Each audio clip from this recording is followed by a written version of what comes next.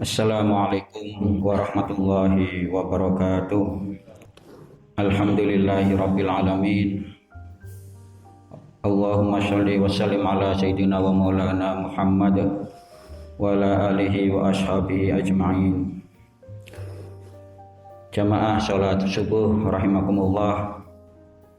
Allah Subhanahu wa taala dalam memberikan syariatnya kepada manusia, kepada kita semuanya, ini sudah menyesuaikan sesuai dengan kemampuan manusia.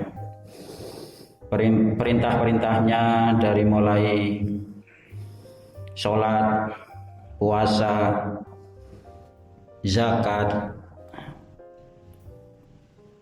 dan haji, dan yang lain-lain itu sudah disesuaikan dengan kadar kemampuan kita. Hadis ke-9, hadis Arba'in Nawawi.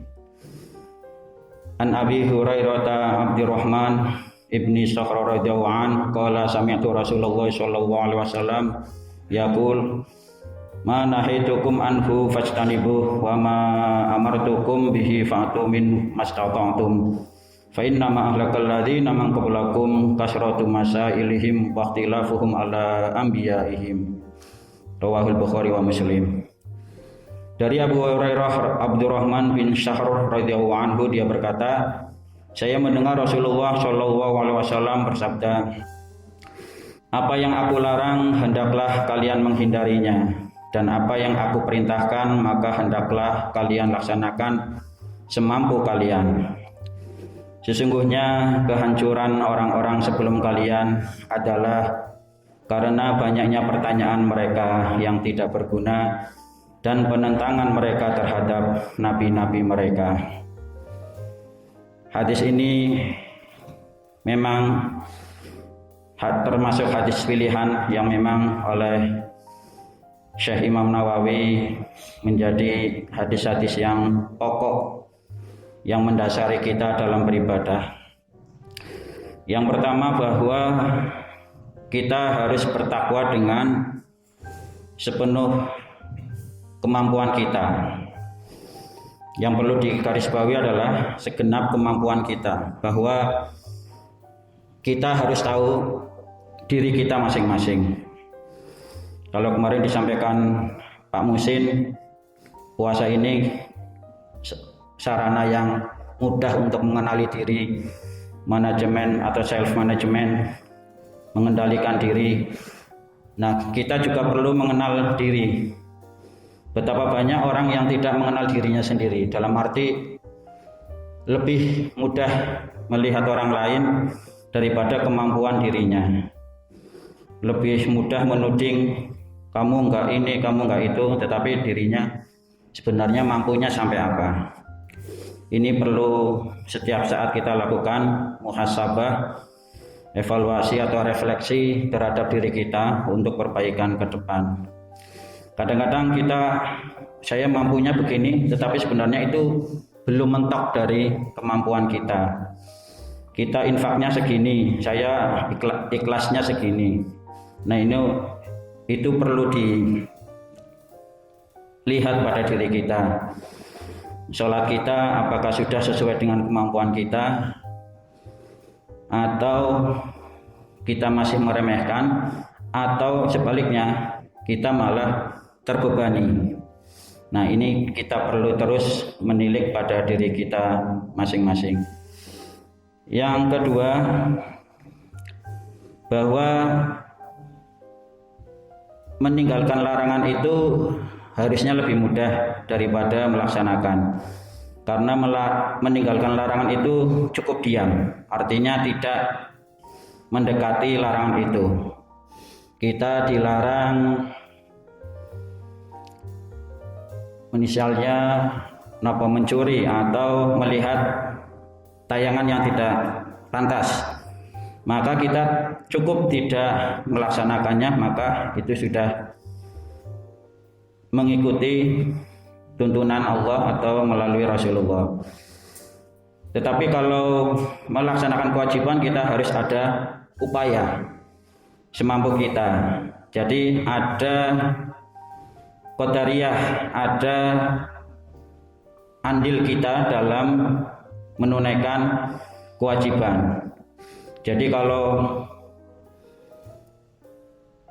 Allah itu diumpamakan sebagai dalang sepenuhnya, itu memang benar, tetapi manusia juga punya andil kuasa untuk bisa memilih, memilah, bisa melaksanakan atau tidak melaksanakan. Jadi benar hidayah itu dari Allah, tetapi kita juga punya pilihan untuk mengambil hidayah itu atau cuek saja. Kemudian yang berikutnya bahwa la yukallifu Allahu nafsan illa wus'aha.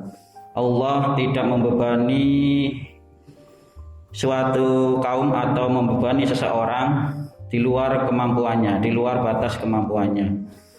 Jadi dalam agama ini kita tidak boleh mempersulit diri.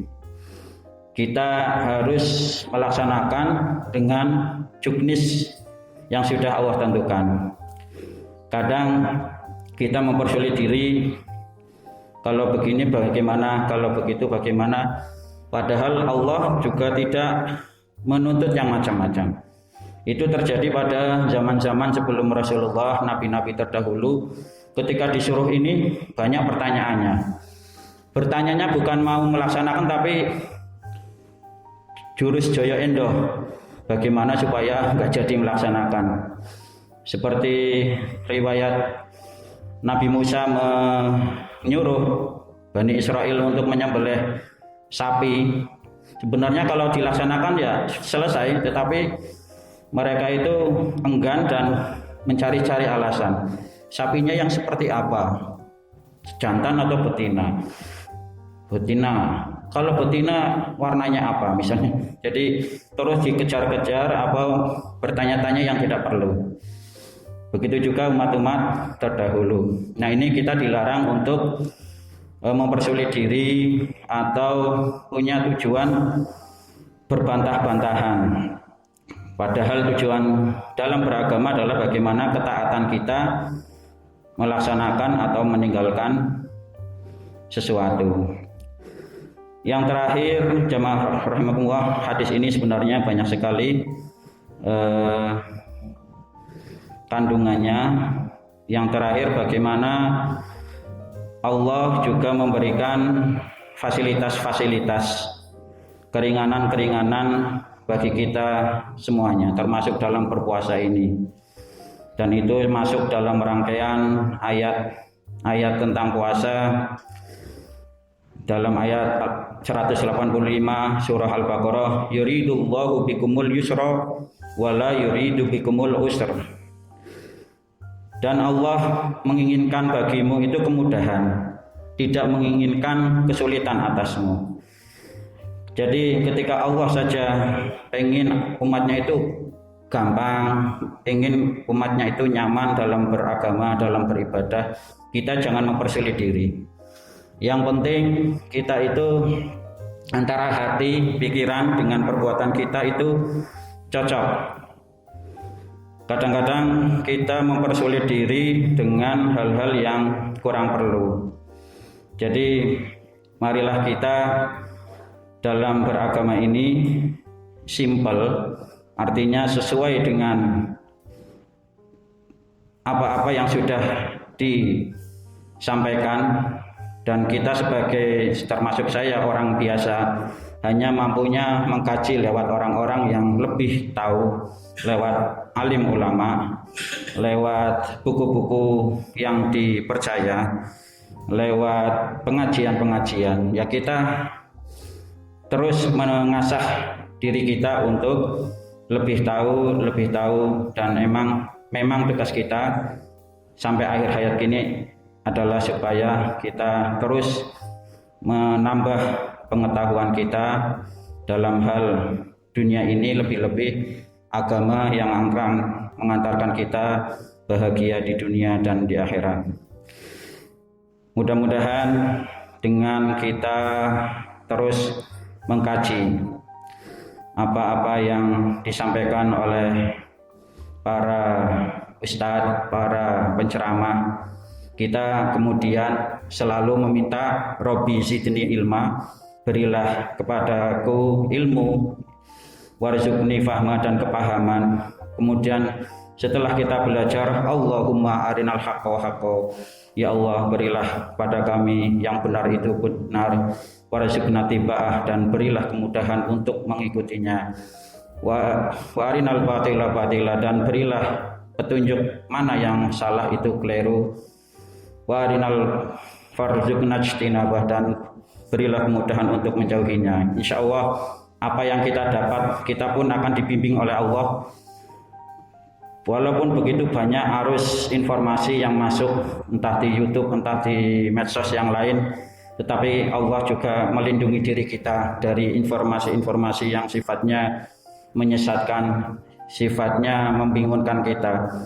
Kalau kita terus berusaha untuk mengembangkan diri kita, meningkatkan kualitas diri kita, dan di bulan Ramadan inilah kesempatan yang baik untuk terus memperbaiki kualitas dan kuantitas keilmuan kita.